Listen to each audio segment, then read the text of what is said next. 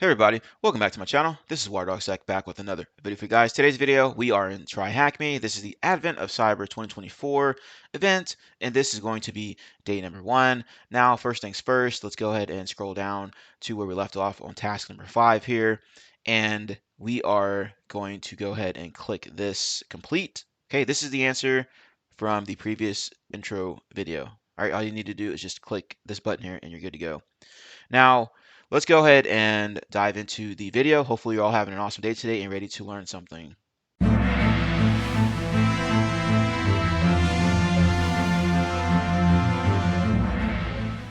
Task number 6, introduction. Subscribe to TryHackMe with a 30% discount. Subscribe with a discount. The Advent of Cyber event is completely free. However, we recommend checking out some of the reasons to subscribe. And you can see some additional information here, why you should subscribe. All right, so let's go ahead and get out of this. It says to celebrate Advent of Cyber, you get a 30% off personal annual subscriptions using the discount code AOC 2024 at checkout. This discount code is valid until 31st December 2024, 23:59 GMT. That's in 30 days, and you can see the rest there. So check it out. If you're interested, this is a good deal, it seems like. I am a subscriber to TryHackMe. I've been subscribed for years now, and it's definitely worth it. And let's go ahead and complete this, and let's get into the actual meat and potatoes here. Task number 7, OPSEC. Day 1. Sockmas music he thought doesn't come from a store.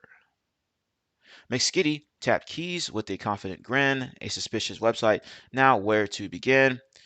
She'd seen sites like this full of code and of grime, shady domains, and breadcrumbs easy to find. McSkitty's fingers flew across the keyboard, her eyes narrowing at the suspicious website on her screen. She had seen dozens of malware campaigns like this. This time, the trail led straight to someone who went by the name Glitch. Too easy, she muttered with a smirk. I still have time, she said, leaning closer to the screen. Maybe there's more. Little did she know, beneath the surface lay something far more complex than a simple hacker's handle. This was just the beginning of a tangled web, unraveling everything she thought she knew. Learning objectives. Learn how to investigate malicious link files. Learn about OPSEC and OPSEC mistakes. Understand how to track and attribute digital identities in cyber investigation. The OPSEC is short for operational security, by the way, and I'm sure it'll explain that. Connecting to the machine. All right, same old instructions here, how to connect to the machines. All right, you can click the start machine button at the top there. The VM should be fully loaded in 3 minutes. Additionally, you'll need the attack box, which can be launched by clicking the start attack box button, which I have already done. As you can see there, it's already spun up, and the machine should be spun up as well, the VM. Note if you're checking or clicking the start machine and encountering an issue, don't worry, it's just the high demand. What can you do? Keep trying. Machines are becoming available as demand fluctuates. If you're having trouble or still having trouble, come back a little bit later when it's less busy. And this is what you need for today. VM plus attack box. All right, check mark, check mark. Okay. Investigating the website. The website we are investigating is a YouTube to MP3 converter currently being shared amongst the organizers of Sockmas. You've decided to dig deeper after hearing some concerning reports about this website. All right, and this is what it is. Looks like you just plug in the YouTube link and then it does the conversion auto-magically after you click that button. Awesome. So let's go back here. From your attack box, access the website by visiting this here. This IP, I'm sure you'll also be different than this, but let's go ahead and open up Firefox and see what we can see here. At first glance, the website looks legit and presentable. The About page even says that it is made, or it was made by the Glitch. How considerate of them to make our job easier. All right, so let's go and plug this in. Hopefully, there's not too much lag today. Scrolling down, you'll see the feature list, which promises to be secure and safe. From our experience, that isn't very likely. All right, so you can see here the glitches all-in-one converter. So you can take a look at this website here and see all, wow, there's a lot of stuff in there. All kinds of stuff in there. Powered by AI. Okay. And there's a little bit of lag in here. Trying to scroll through here, but it says you can go out to check out the about page here about this converter. Welcome to the glitches all-in-one converter, your totally independent solution for all your conversion needs. Official statements. I, the glitch, personally Guarantee that this converter is completely secure and trustworthy. Key features: quantum secure conversions, military grade encryption, 24/7 monitoring by super secure AI, no suspicious activity whatsoever. The glitch promise. Wow, this sounds totally legitimate. All right, says YouTube to MP3 converter websites. These websites have been found around or been around for a long time. They offer a convenient way to extract audio from YouTube videos, making them popular. However, historically, these websites have been observed to have significant risks such as malvertising. Many websites contain malicious ads that can exploit vulnerabilities in a user system, which could lead to infection, phishing scams. Users can be tricked into providing personal or sensitive information via fake surveys or offers. Bundled malware. Some converters may come with malware, tricking users into unknowingly running it. What nefarious things does this website have in store for us? Getting some tunes. Let's find out by pasting any YouTube link in the search form and pressing the convert button, and then select either MP3 or MP4 option. This should download a file that we could use to investigate. For example, we could use the following link, so I'm just going to use the same one here. A classic, if you ask me. I wonder if it's Rickroll. I wonder if that's a Rickroll. Let's see what it is real quick. Hey everybody, welcome back to my channel. Be sure to hit the like button, comment, and subscribe. Once you subscribe, be sure to hit that notification bell. All right, so you know every time I post a new video. As you can see here, most people that view my videos, view my channel, are not subscribed. Now, if you do subscribe, it will help me get into the YouTube algorithm so that we can continue to grow our glorious community here. As always, thank you all for taking the time to watch. Have a nice day and enjoy the video. All right, while that's loading up, let's go ahead and get out of this here. Plug this in. Convert. Oh, there's spaces in there. Okay, there we go. Now let's try it again. Okay. And it says that we can click either or, so let's just do MP3. Go back to YouTube. Reject all this stuff here. It is Rickroll. I knew it. I knew it. Okay. Once downloaded, navigate it to your downloads folder. If you're using the attack box, to your root directory, locate the file name download.zip, right click on it and select extract to. In the dialog window, click the extract button to complete the extraction. So let's see. All right, it says it's complete. All right, and let's see here. Sure I didn't miss something in here.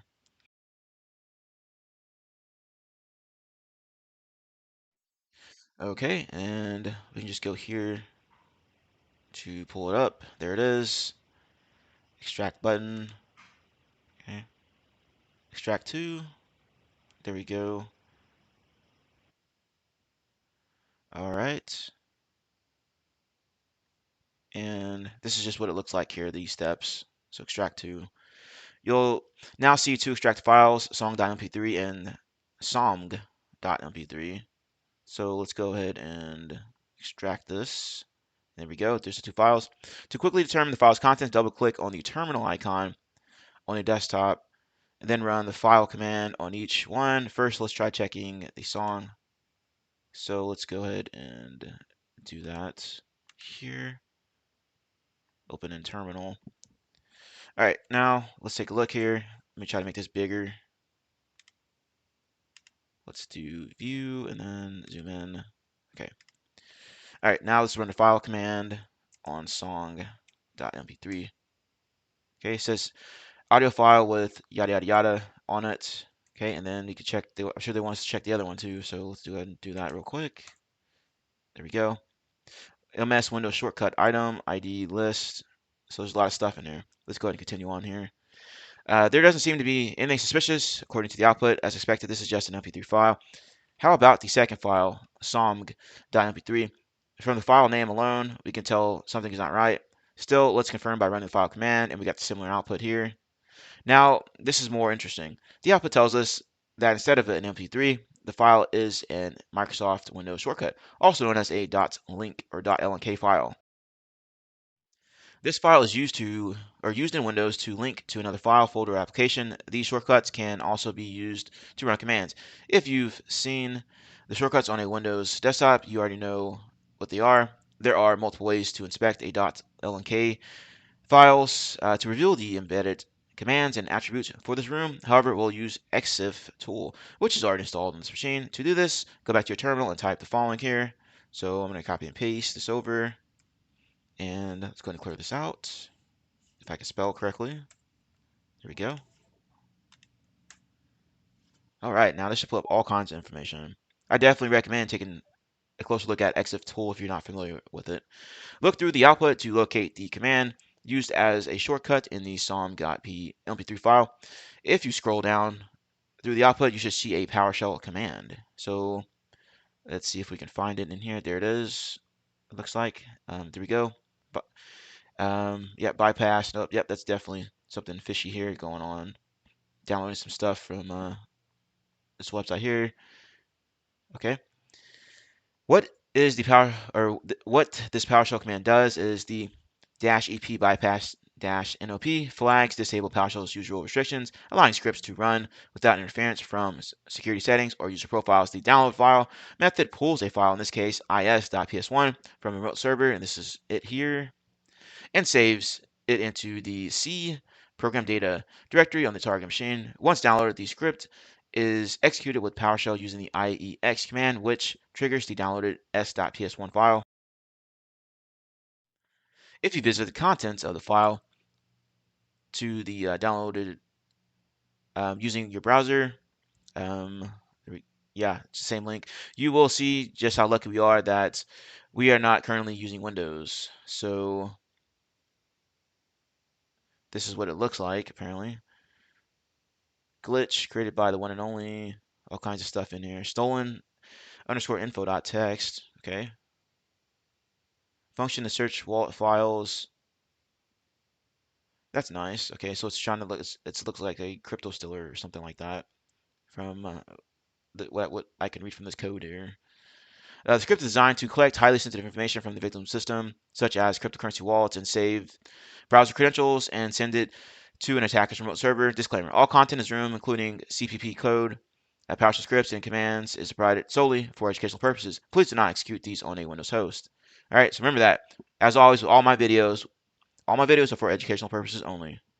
This looks fairly typical of a PowerShell script for such a purpose, with one notable exception: a signature in the code that reads created by the one and only LM. Searching the source. There are many paths we could take to continue our investigation. We could investigate the website further, analyze its source code, or search for open directories that might reveal some or more information about the malicious actor setup. We can search for the hash or signature on public malware databases like VirusTotal or AnyRun.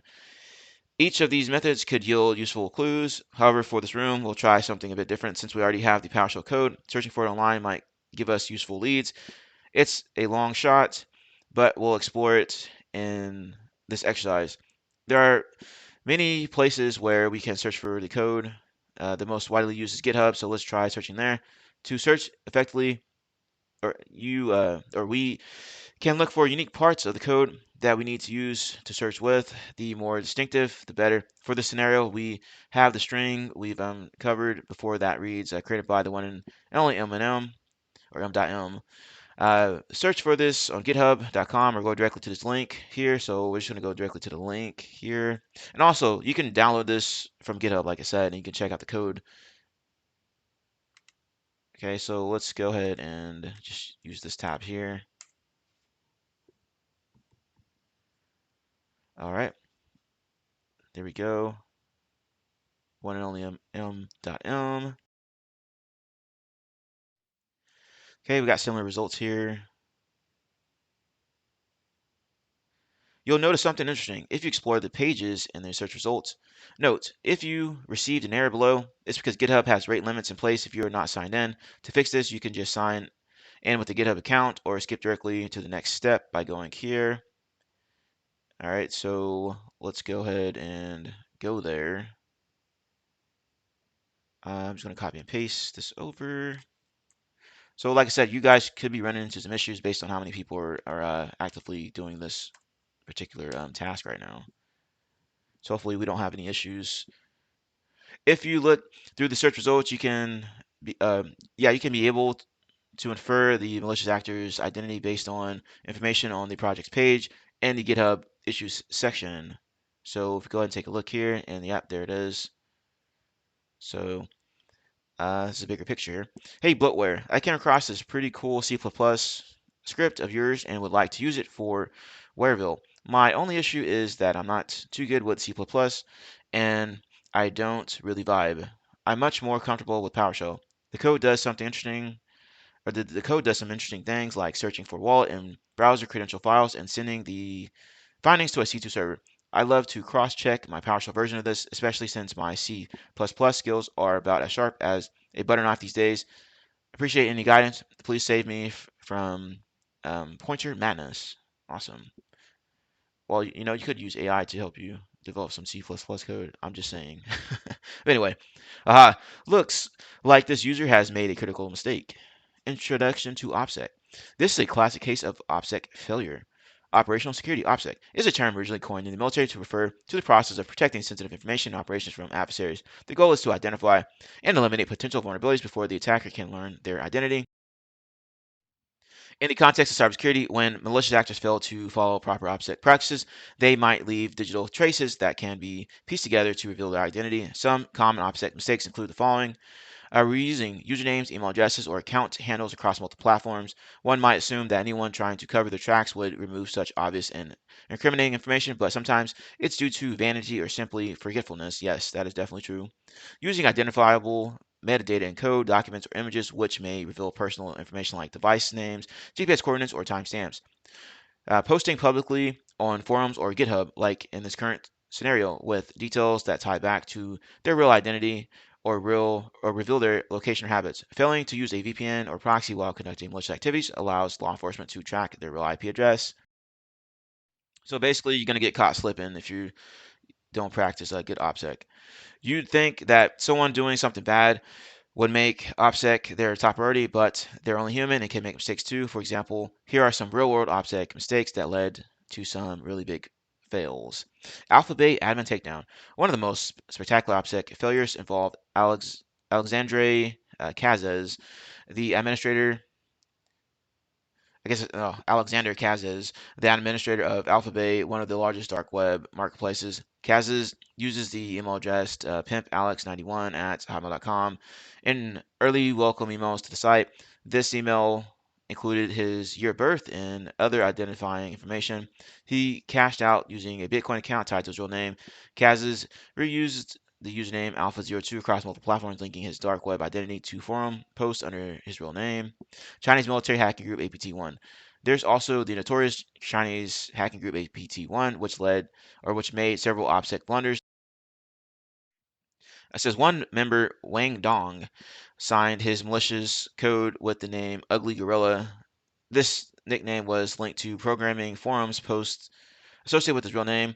The group used predictable naming conventions for users, code, and passwords. Their activity consistently aligned with Beijing business hours, making their location obvious. These failures provided enough information for cybersecurity researchers and law enforcement to publicly identify group members, uncovering ML. If you've thoroughly investigated the GitHub search result, you should have uncovered several clues based on poor OPSEC practices by the malicious actor. We know the actor left a distinctive signature in the PowerShell code MM. This allowed us to search for related repositories and issues pages on GitHub. We then discovered an issues page where the attacker engaged in discussions, providing more context and linking their activity to other projects. Now you see what we did here, right? We did open source intelligence or OSINT, right, to figure out some more information about this particular individual MM. Okay. In this discussion, they responded to a query about modifying the code. This response, paired with their unique handle, was another critical slip up, leaving behind a trail of evidence that can be traced back to them. By analyzing timestamps, usernames, and the nature of their interactions, we can now attribute the mastermind behind the attack to MM.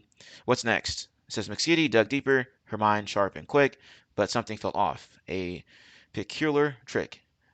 The pieces she'd gathered just didn't align, a puzzle with gaps, a tangled design. As McSkitty continued digging, a pattern emerged that didn't fit the persona she was piecing together. A different handle appeared in obscure places, buried deep in the details. Who's McSkitty muttered, the mystery deepening. Even though all signs on the website seemed to point to Glitch as the author, it became clear that someone had gone to great lengths to ensure Glitch's name appeared everywhere, yet the scattered traces left by suggested a deliberate effort to shift the blame. Okay, there's some questions down here that we need to figure out the answers for. All right, so go through and try to figure these out yourself, then come back to the video and we will go through it. All right, let's go ahead and check this out. Looks like the song.mp3 file is not what we expected. Run exif song.mp3 in your terminal to find out the author of the song, who's the author. So let's go ahead and do that here. And if we go down, we can see this artist is Tyler Ramsby. That's awesome. That's awesome. I definitely recommend checking out and subscribing to Tyler Ramsby's YouTube channel.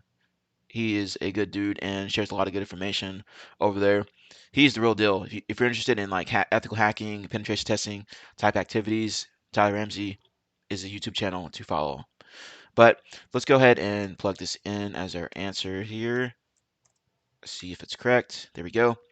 The malicious Powershell script sends stolen info to a C2 server. What is the URL of the C2 server? Now, we saw the URL earlier, okay? Now, what I did was open up a new tab, did wget, and then just downloaded the is.ps1 file. As you can see here, it's right there. Now, we can go ahead and take a look at it, and let's see here. Okay, well, let's just do nano on it. Take a look at it here. Okay, so it says that the malicious PowerShell script sends stolen info to a C2 server. What is the URL for the C2 server? And if we go through, take a look at this here. Let's see if it's something very obvious in here. Oh, there we go. C2 URL. Yes. All right, let's go ahead and grab this, plug it in here. Awesome. Who is Maybe his GitHub profile page would provide clues. Okay, now let's go back and do some OSINT. So we're going back to GitHub. And I've already clicked on his profile, okay? As we saw him commenting stuff here. All right, just go ahead and click on that. Go straight to that information there. And then you go to his profile here. You take a look around here. And this one looks of interest. This config files for my GitHub profile. So let's click this and see what's cooking. All right, so if we go through and take a look at the README, it says, hi, I'm also known as Mayor Malware. I run things in Wareville Town. So this appears to be the answer that we are looking for. Let's go ahead and plug this in here. Very good OPSEC here, by the way, right? See what a little OSINT can do when it comes to tracking down things. What is the number of commits on the GitHub repo where the issue was raised? Okay, so if we take a look at the commits area here, bloatware, Wareville THM, crypto wallet search, and then you take a look at commits section. It says create crypto wallet search.cpp or cpp. Yeah. All right. Number of commits looks like there's only one, so that's gonna be our answer here. If you enjoyed this task, feel free to check out the OPSEC room. Go ahead and check that out if you're interested. What's with all these GitHub repos? Could they hide something else? Now, I assume either that's a hint to a side quest or that's a hint to the next day. So the next day is probably going to pick up where this left off here. But that completes this particular task here. And be sure to hit the like button if you found this video of value, if you enjoyed the video, enjoyed the content. Subscribe to the channel if you're new here. Hit that notification bell so you know every time I post a new video or post anything to my channel. Feel free to share the video, all that good stuff. Thank you all for taking the time to watch my video, and I will try to keep these on track as I go. This month is going to be very busy for me, but I will try to get these uploaded as soon as I can. Now, like I said before, do not wait for me to upload these videos. Be sure to go in and complete these tasks yourself, and then just reference my videos if you get stuck somewhere or just like watching my content. All right, thank you all. I will see you later. Have a nice day.